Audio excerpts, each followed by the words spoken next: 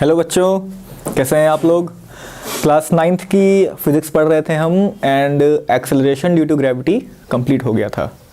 हाँ, acceleration due to gravity small G ये सब हमने पढ़ लिया था। उसके वेरिएशन पढ़ लिए थे, कहाँ कैसे वो चेंज करता है, उसकी वैल्यू कैसे बदलती है, ये सब हमने पढ़ लिया था। कुछ न्यूमेरिकल्स थे फ्री फॉल के, वो आपको आगे पढ़ाएंगे। अभी फ़िलहाल आगे बढ़ते हैं और उसमें देखते हैं कि क्या है। अब आगे हमें पढ़ना है मास के बारे में एंड वेट के बारे में। अभी तक आपको लगता होगा कि mass of a body and weight of a body are same, but actually they are not same. तो उसी के बारे में पढ़ना है कि क्या होता है मास एंड क्या होता है वेट। फिर क्या पढ़ेंगे कि वेट ऑफ बॉडी कैसे वैरी करती है। अर्थ पे किसी का वेट कुछ है तो अगर किसी और जगह पे जाएंगे तो उसका वेट पे क्या इफ़ेक्ट पड़ेगा, इसको देखेंगे। एंड लास्ट सेशन में एक चीज़ मैं पढ़ा रहा था आपको, difference between small G and capital G. Small G means acceleration due to gravity and capital G means gravitational constant.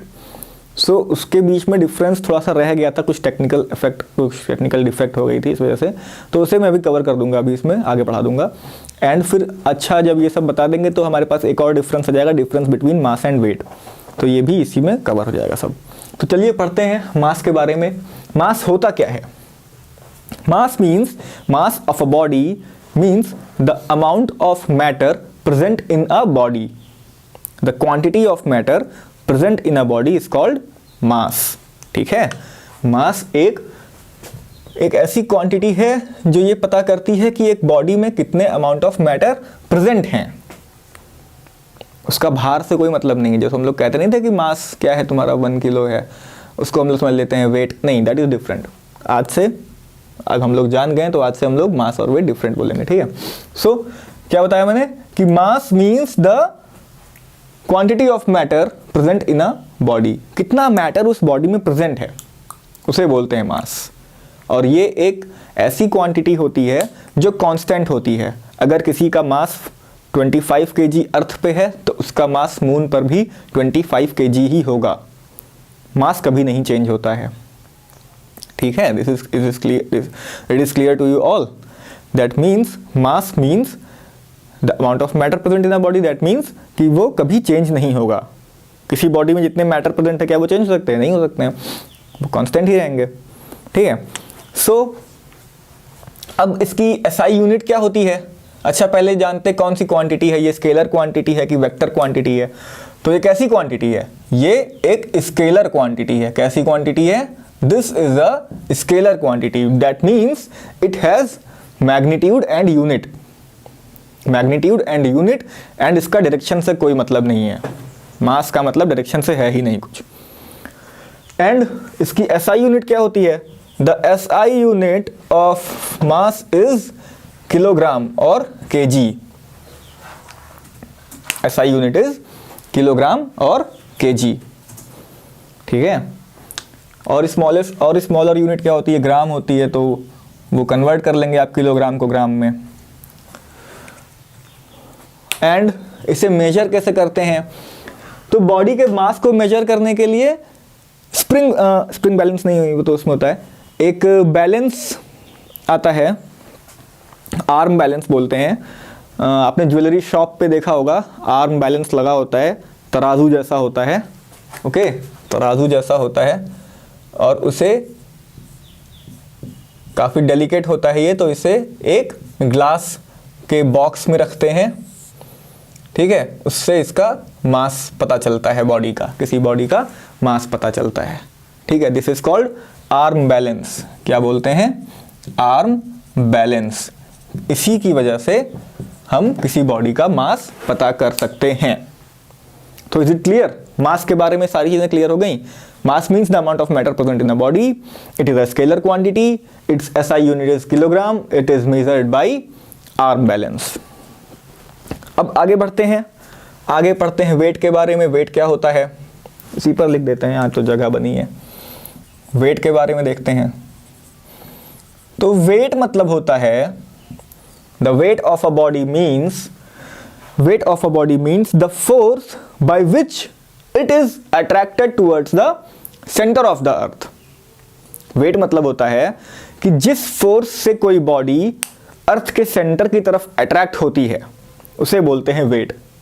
अब हर बॉडी, इस अर्थ पे जो भी बॉडी है, कोई भी ऑब्जेक्ट है, तो अर्थ की तरफ तो अट्रैक्ट होगा ही। क्यों होगा? ग्रेविटेशनल पुल की वजह से होगा। तो उसी ग्रेविटेशनल पुल की वजह से कोई बॉडी अगर क्या होती है, अर्थ की तरफ अट्रैक्ट होती है, उसी फोर्स को हम क्या बोलते हैं? वेट बोलते हैं। ये बात समझ में आई? And it depends on the mass of the body and acceleration due to gravity. देखिए F इज इक्वल टू क्या होता है? मास इंटू एक्सेलरेशन। बट अगर कोई बॉडी ग्रेविटी की वजह से एक्सेलरेट कर रही है तो इसको क्या बोल सकते हैं? G बोल सकते हैं। That means F is equal to M into G। यही तो होगा। और ये F क्या है? It is the force by which any body is attracted towards the centre of the earth. तो इसी फोर्स को क्या बोलते हैं? वेट बोलते हैं। तो that means weight is equal to mass into acceleration due to gravity. That means W is equal to M into G। ठीक है।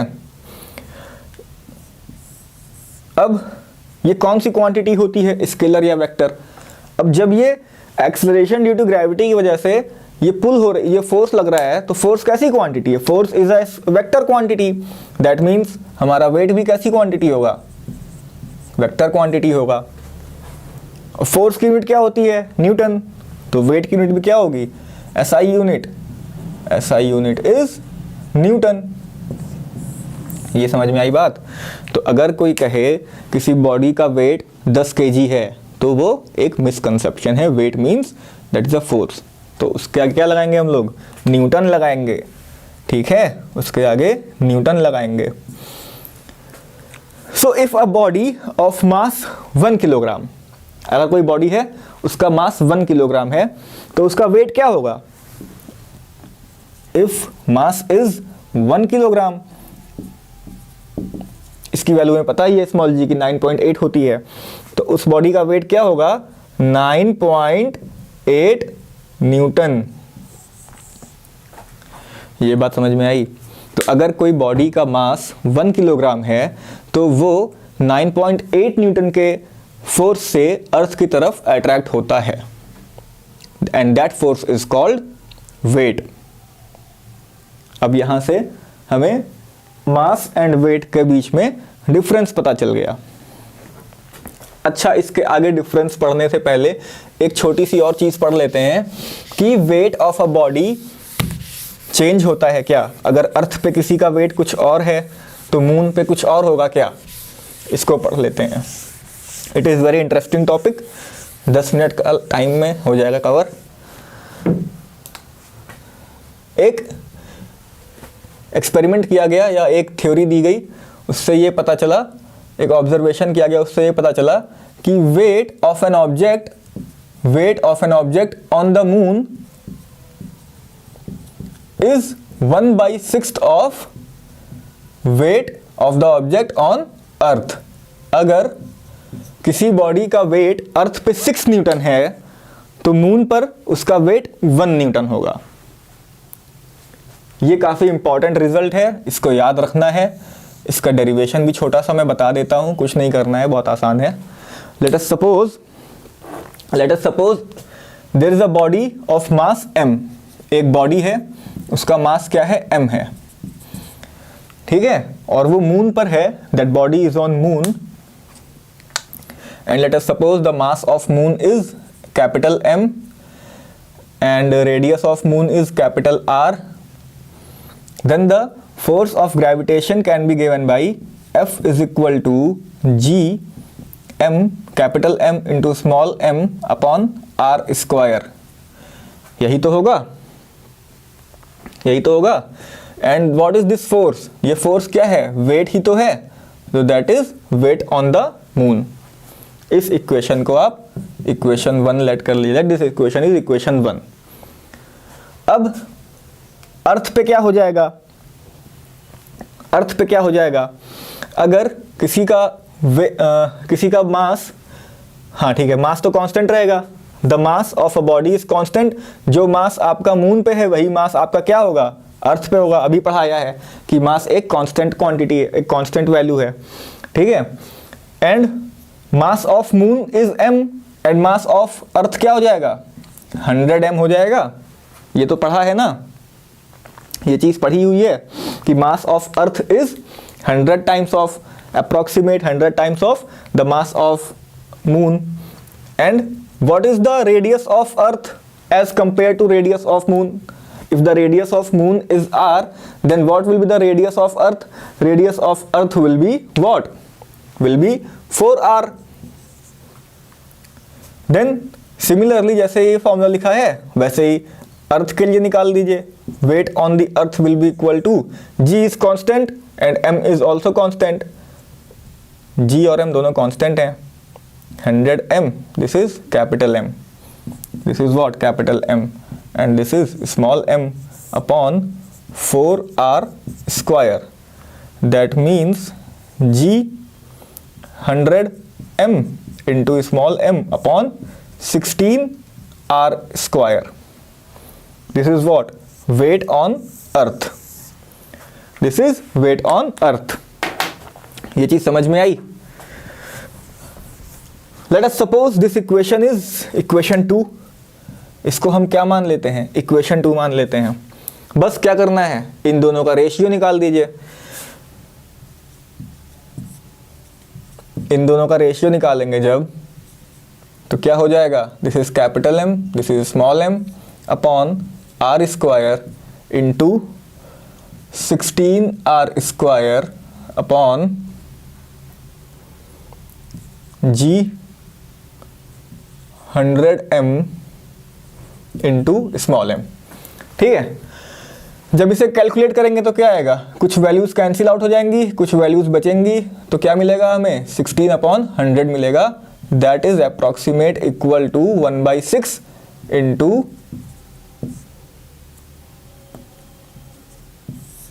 weight on earth। that means weight of an object on moon will be equal to 1/6 of weight of an object on the earth। ये बात समझ में आई। ये बात अगर समझ में आ जाएगी आपको तो आप बहुत से न्यूमेरिकल सॉल्व कर सकेंगे। इससे ये पता चलता है हमें, अगर कोई बॉडी है उसका वेट अर्थ पे 600 न्यूटन है, अगर अर्थ पर उसका वेट, ठीक है, 600 न्यूटन है, तो मून पर क्या हो जाएगा, मून पे 600/6 दैट मीन्स 100 न्यूटन हो जाएगा। यही तो होगा। तो ये काफ़ी इंपॉर्टेंट रिजल्ट है, इसको आप हमेशा याद रखेंगे, न्यूमेरिकल सॉल्व करने में काफ़ी हेल्प करेगा ये। Weight of an object on moon is equal to 1/6 of weight of an object on earth. अब बात करते हैं difference between mass and weight की। बहुत इंपॉर्टेंट है, बहुत सिंपल भी है, बहुत आसान है। इस पर थोड़ा सैनिटाइजर लगा देंगे जिससे कि ये साफ हो जाएगा। मेरे साथ साथ जो डेरिवेशन मैं करता हूं उसे आप नोट कर लिया करिए, वो काफी इंपॉर्टेंट है। Difference between mass and weight. Mass क्या होता है, amount of matter present in a body. क्या है, amount of matter present in a body. और वेट क्या है, weight is the force by which any body is attracted towards the earth. यही तो है, weight is a force by which any body attracted towards the earth, attracted towards the earth. Second, mass क्या बताया था, कैसी quantity है, scalar quantity है। Wait कैसी क्वांटिटी है, वेट एक वेक्टर क्वांटिटी है। स्केलर क्वांटिटी है मींस क्या क्या है इसके पास, मैग्नीट्यूड है सिर्फ और यूनिट है। वेट के पास क्या है, डायरेक्शन भी है। ये बात समझ में आई। मास की क्या होती है, एसआई यूनिट। मास की यूनिट क्या होती है, किलोग्राम। वेट की क्या हो जाएगी, न्यूटन, क्योंकि ये फोर्स है। यहां तक बात समझ में आई। तो ये 3 डिफरेंसेस हैं। और कोई डिफरेंस है क्या इसके बीच में, mass is the amount of matter, yes very good. हाँ, मास जो होता है वो कैसा है, ये एक कांस्टेंट क्वांटिटी है, okay, this is a constant quantity but weight changes from place to place according to the value of acceleration due to gravity, ठीक है। तो ये चीजें मैंने आपको बता दी, ये चीजें मैंने आपको बता दी, ये बात समझ में आ गई। ऐसे ही हमारा एक और डिफरेंस छूट गया था, that is the difference between small G and capital G. वो भी बहुत आसान है, वो भी देख लो, वो भी बहुत आसान है। Difference between small G and capital G. Small G क्या होता है और कैपिटल जी क्या होता है? Small G is the acceleration due to gravity. क्या होता है? Acceleration due to gravity. And capital G is the gravitational constant. ये क्या है? एक ग्रेविटेशनल कांस्टेंट है, या ये भी कह सकते हैं अगर 1 न्यूटन का फोर्स लग रहा है, 1 न्यूटन का फोर्स लग रहा है किसी अगर दो बॉडी हमारी यूनिट मास की हैं और उनके बीच में यूनिट डिस्टेंस का दोनों यूनिट डिस्टेंस पे सेपरेट करके रखी हुई हैं, तो उनके बीच में जो फोर्स लगेगा वो होता है हमारा ग्रेविटेशनल फोर्स, ग्रेविटेशनल कांस्टेंट, ठीक है। This is a gravitational constant. Second, इसकी यूनिट क्या होती है? न्यूटन। या ये कौन सी यूनिट है? This is a vector quantity, this is a vector quantity and gravitational constant is a scalar quantity. Third is ये जीरो भी हो सकती है, can be zero, okay, can be zero, but gravitational constants value is constant, वो कभी zero नहीं हो सकती है। ये सब मैं बता चुका हूं कि क्यों नहीं जीरो हो सकती है। आप पिछले सेशंस में देख सकते हैं, पिछले वीडियोस को उठाकर देख लीजिए। जी की वैल्यू क्या है? 9.8 मीटर पर सेकेंड स्क्वायर। कैपिटल जी की वैल्यू क्या है? 6.67 इंटू 10⁻⁻11 न्यूटन मीटर स्क्वायर पर केजी स्क्वायर। ये है, ठीक। ये निगेटिव भी हो सकती है स्मॉल जी की value, but it can't be negative, it is a very constant value. इसकी कांस्टेंट है, पूरे यूनिवर्स में सिर्फ यही वैल्यू रहेगी, ना तो ये कभी जीरो होगी, ना तो कभी ये नेगेटिव होगी, बस यही वैल्यू इसकी रहेगी हमेशा, ठीक है। Can't be negative. जी की वैल्यू, स्मॉल जी की value place according to the places change हुआ करती है, वेरी क्या करती है। पोल्स पर इसकी वैल्यू 10 हो जाती है, इक्वेटर पे 9.8 हो जाती है। अगर हम एकदम अर्थ के वहाँ पर पहुँच जाएं सेंटर पे, तो स्मॉल जी की वैल्यू क्या हो जाएगी? जीरो हो जाएगी, ठीक है, इसकी वैल्यू नहीं जीरो होगी। सो ये आपने डिफरेंसेस देख लिए, मास और वेट के बीच में डिफरेंस देख लिया एंड स्मॉल जी और कैपिटल जी के बीच में डिफरेंस देख लिया। अब नेक्स्ट सेशन में हम लोग कुछ न्यूमेरिकल सॉल्व करेंगे based on the free fall and based on the value of small G and some questions related to the weight and mass of the body, ठीक है क्लास। तो यहाँ पर इस सेशन को एंड करते हैं, नेक्स्ट सेशन में मिलते हैं। लाइक, शेयर और सब्सक्राइब आपको करना है and thank you very much.